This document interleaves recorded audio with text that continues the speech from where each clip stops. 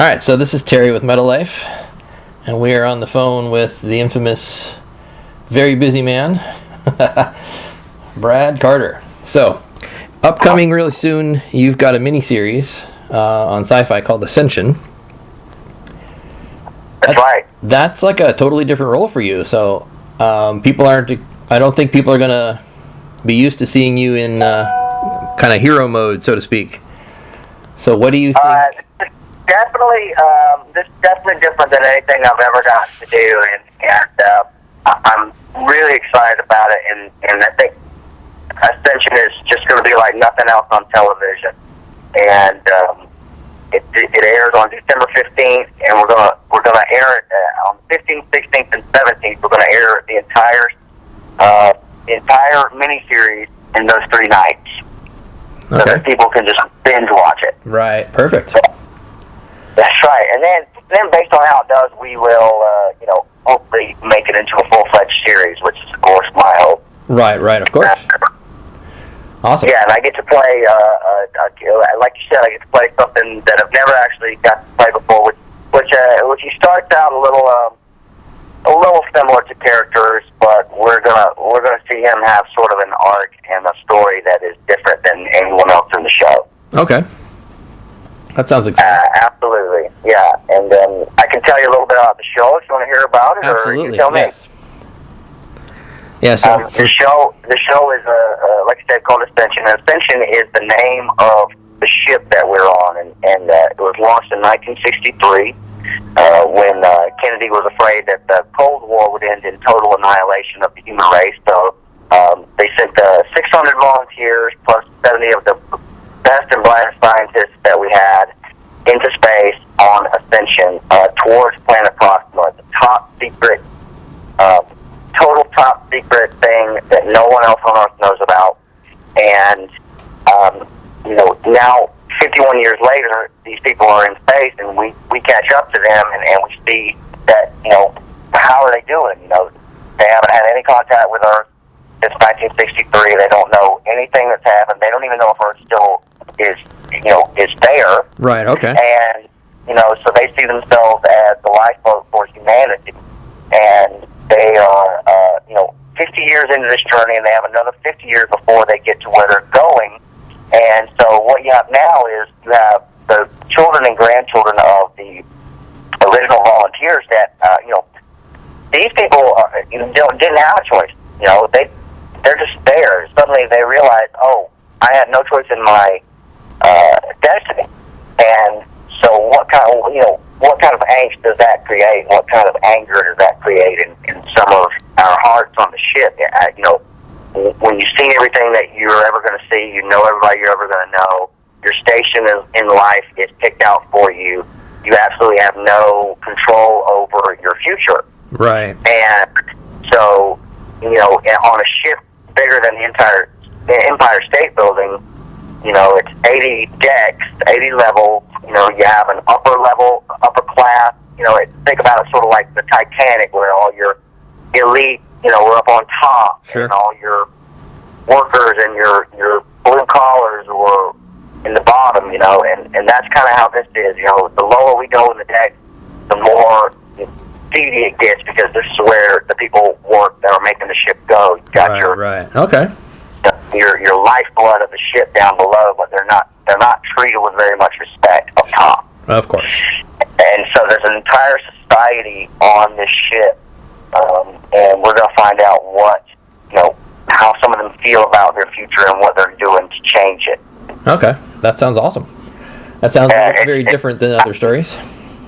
It's really awesome. I mean, I can't. And the special effects are going to be top notch. The acting is top notch. I mean, we've got some of the best actors. We've got Trisha Helfer, who was, a lot of sci-fi fans will know her from Battlestar Galactica. Right. We have Brian Van Holt as our captain. We have Gil Bellows. We have Andrea Ross from Rescue Me. We have so many good people on this show. Right?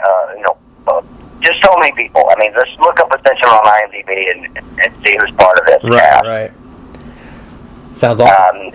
And that's it, man. That's really what I'm excited about right now. And my character's a butcher, and he is takes care of chickens, pigs, and livestock. And then there's an entire floor that's just dedicated to livestock. And right. And he's not very happy about his station in life. Sure. And we're gonna find out what he does about that. Nice. Okay. Sounds good. Yeah. So one of the things we always like to talk about when we talk to anybody involved in filming anything is there's always pranks and jokes being played on each other and things that go wrong that were hilarious. Is there anything you can share with us during the filming of Ascension that struck you as just absolutely hilarious? I gotta tell you, Brian Van Holt, he plays our captain, and the guy plays such a stern, middle America sort of a guy, right. And no nonsense sort of a guy. And I gotta say, this guy is the most hilarious guy that I've ever met, and he's so full of life, and he's first to party down. Nice. He is the party, and just working with this guy, it's hard to keep a straight face. Right. Because all of our scenes are heavy. I mean, this is a super drama. Sure. And just know that when you're watching us together, there are many times when we had to do it again. Of course. Awesome. And not to mention, during that time, we all got challenged with the Ice Bucket Challenge, the ALS Ice Bucket Challenge, and we all did that. Okay. Just getting to participate in each other's Ice Bucket Challenge was hilarious on its own. Yes. Awesome. So you recently went through what they call deep brain stimulation surgery. That's right. And, I have a condition called essential tremor. Right. And so I noticed that we all were amazed to watch you actually playing the guitar during the surgery, which was pretty cool. And that's right. That seems to have gone well, and you're doing a solo album soon. That's right, man.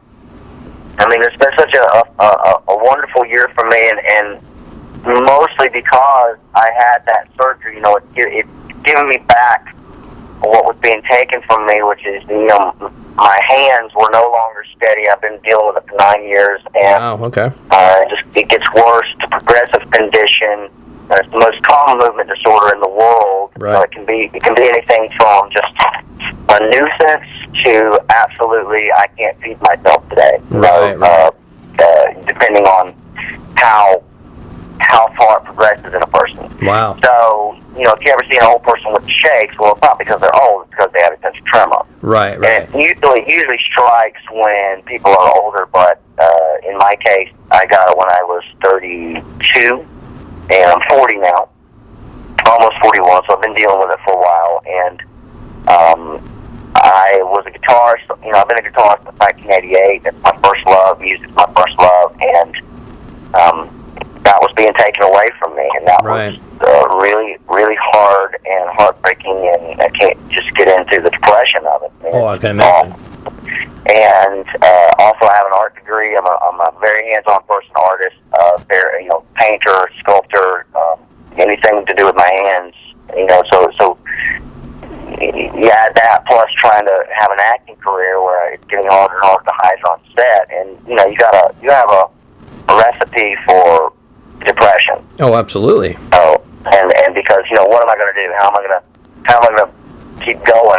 My career is just getting where I want it. Sure. Now it's being threatened, and right. Music. I can't play music anymore. I always thought I would be able to play guitar, and you put that album off.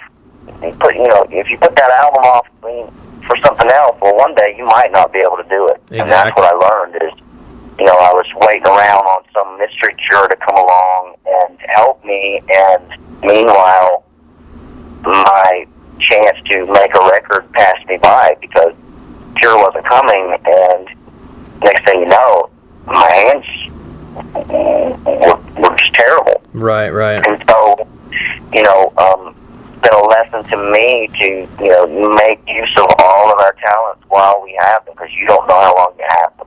That's a very good point. And And yeah, I mean, that thing that you're putting off, that if your listeners are thinking about doing something, well, fuck, man, go do it. Exactly. Because you could be. I mean, we all know this to a degree, but sure.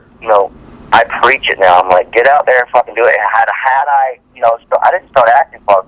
I didn't move out to LA to be an actor until I was 29. Had I done that all during my 20s, who knows what I'd be by now. Sure. Had I not wasted my 20s because I was a slave and because I didn't know how to go about doing what I wanted to do, which was act, and basically I wanted to be a rock star. One of the two. Right, of course. And I didn't know how to do either, so sure. I got an art degree instead and was miserable. So, don't put it off, man. Do it. Do whatever you want to do. Do it today, because you could get hit by a fucking bus this afternoon. Exactly, no doubt. So speaking of being a rock star, so you're also getting to be a part of the final season of Sons of Anarchy. That's pretty cool. That's right. I've been in 2 episodes so far, and got at least one more on the way. Right. Okay. That's awesome. You kind of basically, going back to your getting your acting started, from what I can see, I would imagine that True Detective was kind of like your launch point. That kind of opened all your doors for you. Absolutely. I had been acting, like I said, for a while, and I've done a lot, TV mostly. Right. But True Detective was one of those things that an actor prays for, because it came and I booked the role out of a lot of name actors, and somehow I got this role, and I went and did my best with it, and I had to stand up with these 2 A-list actors and bring it, and it's been the best thing that ever happened in my career, because everyone in my industry watched that show, and so it was something that I could go into any audition after that aired, and the casting director wanted to talk about it, or the producers in the room were excited about it. And it's like giving an actor a gift, because I was the same actor I ever was. They just didn't know about. Right. And then they did, and I mean, something like that is just such a gift to an actor, because trust me, I know people that I've known since I've lived here that have been here way longer than me that struggle. I mean, it's a hard life. And so you just pray for that one thing to help showcase your talent and what you can do. And that, for me, was True Detective. Absolutely. So you've also got some more projects for, next year it looks like? You've got a couple movies coming up. That's right. So that kind of steps you off the little box and onto the big screen. That's right. Yeah, I just worked a few months ago. I worked with Johnny Depp in a feature called Black Matt about Whitey Bulger. Yep. The Irish gangster, and it's based on a true story, and based on first-hand accounts by his right-hand man who wrote a book. Okay. And it's going to be very brutal. It's directed by Scott Cooper, who also did a movie called Out of the Furnace, which, again, I think is great. It's Woody Harrelson and Christian Bale. Great movie. And it's just going to be very gritty, very real, very brutal, and honest about how things went down. And I got to play one of Whitey's gang members, and the guy got tortured and murdered brutally, and so that was the first time for me. I've been killed a lot, but never have I played someone that actually was a real guy that got killed. Right. Yeah. And so that was a little that was kind of strange, Right. Because this guy's got kids out there, and this guy, so it was kind of wow, I'm playing a real guy here. Yeah, you're playing somebody that exists. True. Yeah, that's definitely got to be a different challenge. It definitely was, not to be approached lightly. Right, and that will be out August 15th not August 15th, but in August of next year, sometime in August. Okay. Of 2015. And then I also just worked on The Revenant with Leo DiCaprio and Tom Hardy. Yep. And I also just worked on a feature called Dixieland with Faith Hill and Steve Earle, and who's R.J. Mitty from Breaking Bad. He played Walter White Jr. And right. It stars Riley Keough, who is the granddaughter of the Elvis Presley. Okay. And Chris Zilka, who's going to be playing Venom on the third Spider-Man. Right. And so it's a really cool little indie feature film called Dixieland. So be on the lookout for that when it comes out. Okay, that sounds interesting. And I got to get in a hot tub with Faith Hill, so not too shabby. Well, there we go. No paycheck required. Yeah, right. That's why I did it. Exactly right. So, are there any projects you can talk about that are on the horizon that aren't actually in the works yet, or? Right now, just really the thing I'm looking forward to is Ascension, because if it does well, then we will absolutely do an entire new season of it, like a 13-episode season. Right. Okay. And so that's really the thing I've got my fingers crossed on, and just other things, are possibly in the works, but I just can't talk about them yet. Sure. We got a couple of irons in the fire. And until then, I'm just working on my record. I'm finally back from shooting all these things, and I can work on my record again. And I'm really excited that I have. I've recorded most everything I want to record, and I come from sort of a folk rock, stomping hillbilly background. So if you'd like to see what my music sounds like, you can go to bradcarter.me or bradcartermusic.com. And you can see, especially on bradcartermusic.com, there's clips of me working on the record, and you can kind of hear what it's going to sound like. All right, that sounds good. And by the way, also people can keep up with me at @DBradCarter on Twitter and Facebook / Brad Carter fan page on Facebook. So hit me up there if you'd like to. Will do. But yeah, that's what I'm going to be working on. Is I've got these guys from Fat Possum Records in Mississippi are going to be doing my mixing for me, and they worked on a couple of the Black Keys early albums, so I'm really excited about that. That sounds awesome. Well, we're definitely glad that you're able to get back into music. That's obviously the focus of where we're at. Our whole publication's about the fact that music's more than just music, it's your whole life. And so we're really glad that you get that back. That would have been sad to have lost that. It really is. It really is just a blessing to me that I was able to find this surgery, and that it's going to help me. It's not a cure, but it's definitely given me some extra time, and it's not perfect, but it's better than it would be without it. And if anybody wants to just, if they want to see my surgery, all they got to do is literally just Google "guy plays guitar during brain surgery," and you'll find over 20 million articles about it and videos. Absolutely. Yeah, that was definitely the way to do that.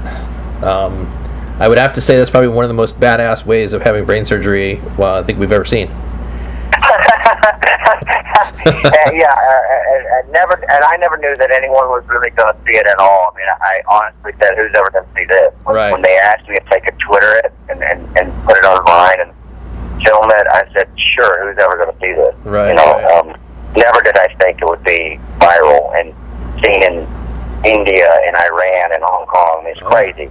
Yep, it's a new world. But the best part about it is that I get all these amazing emails from people all over the world who also suffer with this, or have family members who had suffered with this, or committed suicide from depression, or had to retire early, or I even got a letter the other day from a lady whose son, he wants to play guitar so bad, and he wants to perform live, and he's 21, and already the essential tremor has made that difficult. And she said he found my video, and it made him so happy at what I find, something had sent it to him for inspiration. And that kind of stuff really was unforeseen to me. Right. And that's the stuff actually that I live for right now. I mean, it makes me feel so good to know that I helped so much because I said, "Sure, film this." Oh, absolutely. Yeah. That's awesome. So, yeah, man. I mean, we never know the good that we're capable of doing, you know. So I guess always do good is the message. You know, you Right. never know who's watching. Yep, exactly. That's a good message. I think we'll actually end on Thanks, that. That's a good way to end out. So Okay, man. Great. Well, it was great talking to you. You too, man. I definitely want to thank you for your time and good luck with all the projects. And we'll keep up on what you're doing. Thank you so much. All right, thanks, man. Later.